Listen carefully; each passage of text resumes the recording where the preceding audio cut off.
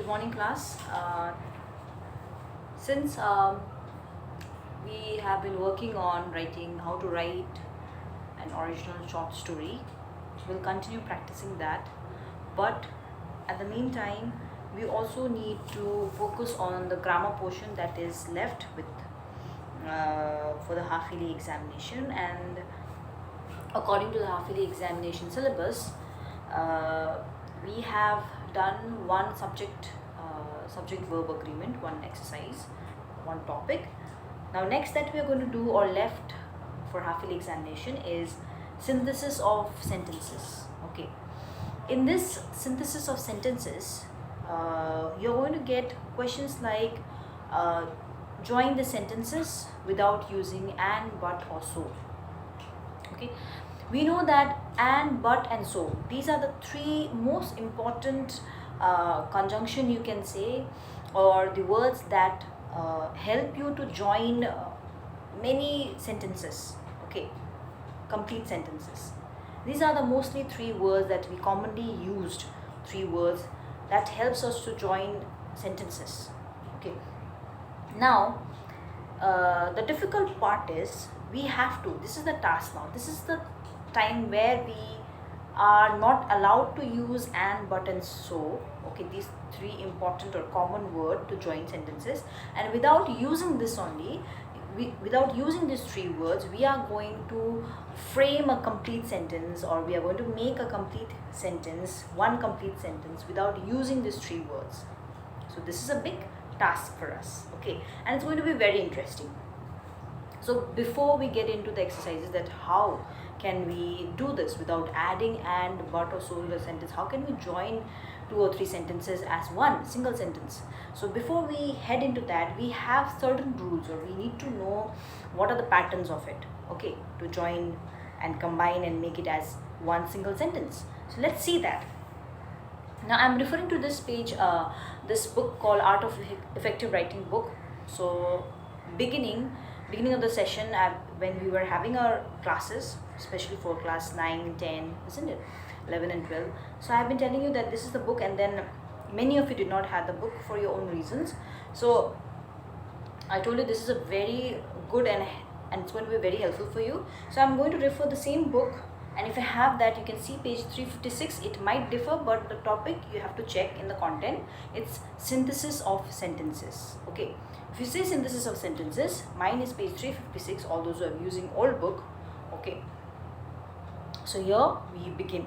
Okay, here they have written that the combination of two or more sentences into one new sentence is called synthesis. The word synthesis means only combining two or more than two sentences into one new sentence. One new sentence is called your synthesis. So synthesis of sentences, that is what we are going to learn today.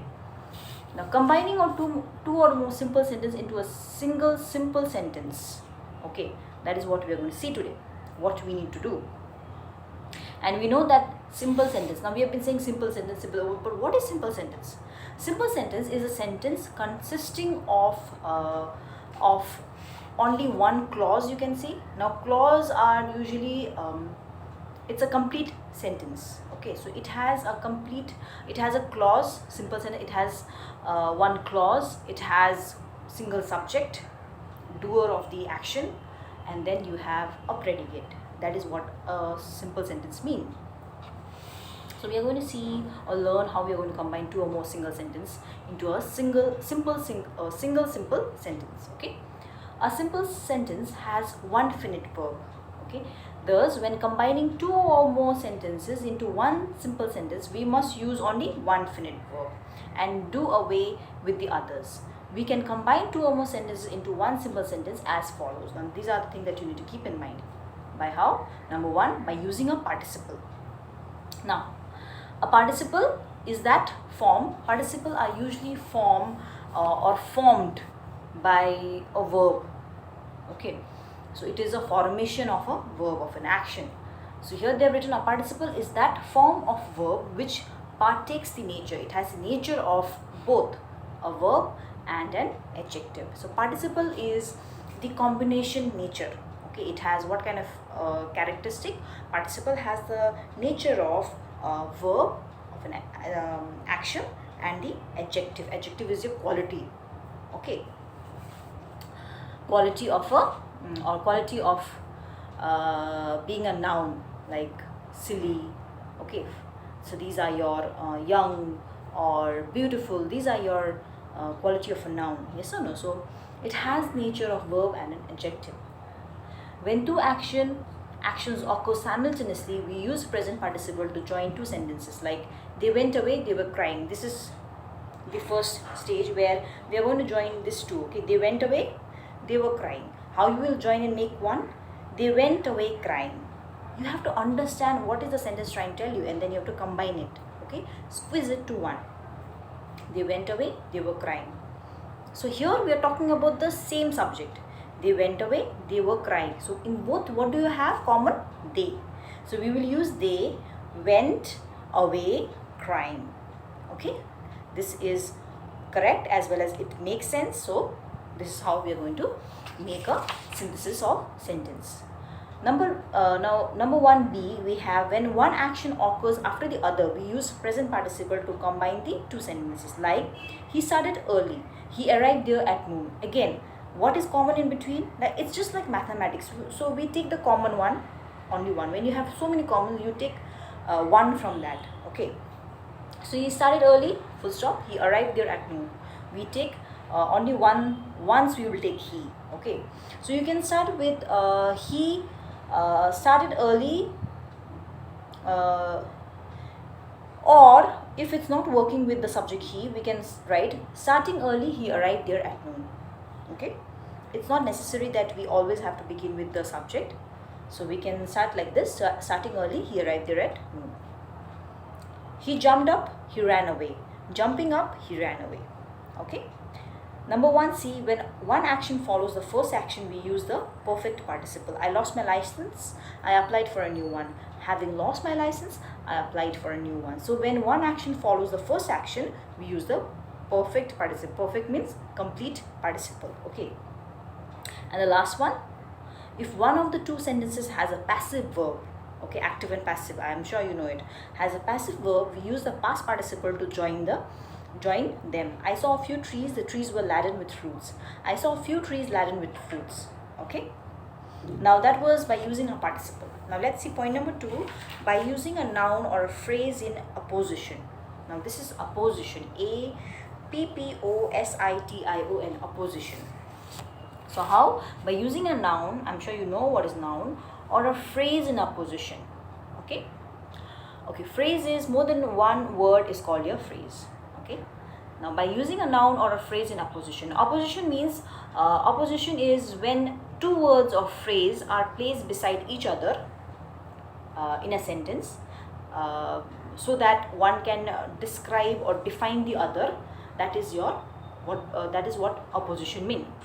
Okay, so keep that in mind. Opposition is something or which occurs when two words or phrase, it can be words or a phrase, are placed beside each other. Okay, not too far but placed beside each other, or it symbolizes the same thing in a sentence, so that one can describe or define the other in a better way. Okay, so that is what opposition is. It's not opposition, it's opposition. Okay, you have to know the difference. Like for an example of opposition would be my dog Woofer. Okay, Woofer is the name of a dog. My dog Woofer. Now here in this word or a phrase, you can say my dog Woofer. More than one word is a phrase, I told you. So here my dog is one, or you can say opposition to the name. What is the name of the dog? Woofer. Okay, so my dog is the opposition to the name Woofer. Okay, so this is my friend, his name is Ram. So here you see, this is my friend, his name is Ram. So how will we synthesize the sentence? This is my friend Ram. So here this is my friend is opposition to the name Ram. Am I clear? Einstein was a great scientist. He made many inventions. Einstein, a great scientist, made many inventions. Here again, a great scientist is the opposition to the name Einstein. Okay. Third, by using a preposition with a noun or a gerund. Now I'm sure you know what is a preposition. It is a placing, isn't it? So, and we know what is a noun, we know what is a gerund. Okay, we know what is a gerund. A gerund is that form of a verb which ends in ing. Okay, it has a verb and it ends with ing, like sleeping, eating. Okay, it ends with ing and has the force of a noun of a verb. Though it's a verb and it ends with ing, but it has a force, it has an impact of a noun and a verb. It's a combination of both. Example: swimming, believing, hearing, receiving, etc. Now, he is poor, he is honest. In spite of being poor, he is honest. Her husband died, she heard the news, she fainted. On hearing the news of her husband's death, she fainted. Okay, this is how we are going to join using a preposition with a noun or gerund.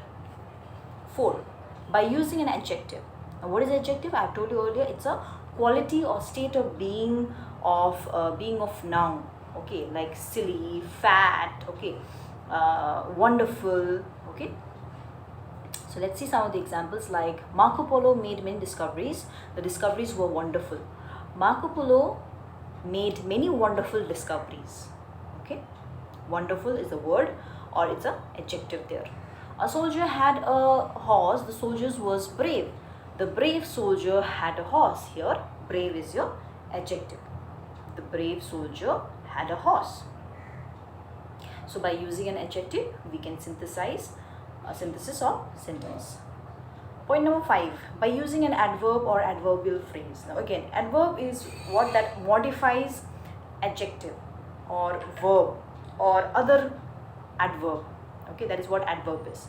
Adverb is something that modifies your adjective, verb or other adverb, like it's like time, manner, frequency, okay, place. So these are the things we have already done. Adverb of phrase, adverb of time, adverb of place, adverb of manner.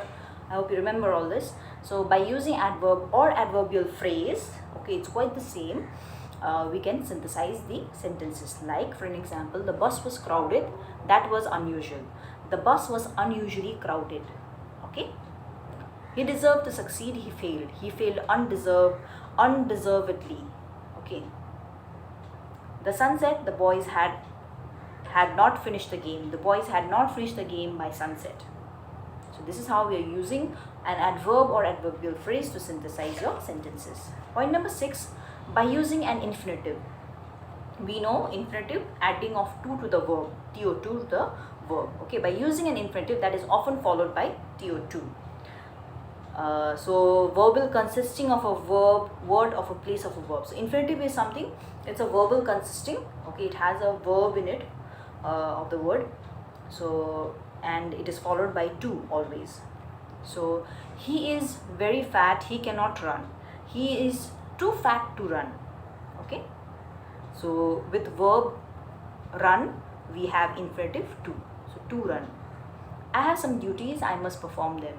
I have some duties to perform. Okay, so by using an infinitive also we can synthesize the sentences. And the last one is, the 7th one is by using an absolute phrase. What do you mean by absolute phrase? It's a group of words that modifies an independent clause as a whole. Okay, what is absolute phrase? It is a group of words, okay, that modifies an independent clause as a whole. Now again, I have told you what is a clause. It is a complete sense giving sentence, okay, that forms a verb. So the police arrived, the crowd disappeared. We write, the police having arrived, the crowd disappeared. The weather was pleasant, we went for a picnic. The weather being pleasant, we went for a picnic. So these are the 7 steps we need to follow when you are synthesizing your sentences. Okay, synthesizing means, as I've already told you, it is a combining, okay, a combination of 2 or more sentences. That is what synthesis means. So when you are combining 2 or more sentences into one, okay, in a complete sense giving sentence, single sentence, that is what synthesis of sentences is. And there are 7 points or 7 ways of synthesizing sentences. Okay, and what are they? I have just read it out for you. I know reading just once is not enough for you. Might have explained you, but still you need to go through once. Okay, please check if you're using this Art of Effective Writing book. Please see synthesis of sentences topic. Page number may differ. Mine is 356 and 357. Go through once again. Watch this video again and again, and let me know if you have any doubt, and then we'll work on the exercises. Okay, so that is it. That is the last topic for the syllabus of your half-yearly examination. After this, we are going to just practice, and if you have any doubt anytime, you can let me know. Okay, thank you. Have a nice day.